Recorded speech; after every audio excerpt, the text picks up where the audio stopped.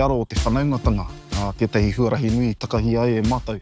He tuatahi tēnei momo mahitahi wānganui nei whare hira e toru ne o Aotearoa ko te whare o pautangata o rimi pia tērā ana ko te whare o rangiata ao pāpāho ko te whare o te Taura Whiri ao o te Reo Māori kia kuhu atu te Reo Māori ki tētahi paiao, tētahi ao hira rawa atu e mātaki hiana, e tiro hiana e te ao katoa. Kia whiona kia koutou I rongo, I kite, I wheako i te Reo Māori e rere ana I tēnei tonga I tino nei, I te rea teitei kahika tea kataia. E hara au I te tangata mōhio ki te kōrero Māori, engare e tika ana kia mihi atu, kia mihi mai.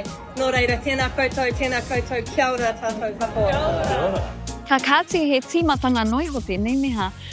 E toru te kau katoa ngā hākina I a ka whakamaoritia he kōrero, he kupu ki reira, e rua te kau, ngā kupu ki ia hākina te kau katoa ngā rere, ngā kōrero, ngā kianga. Rua te kau noai ho ngā kupu, me tipu, me rea. He papa kupu ake mo tēnā hākina, mo tēnā hākina.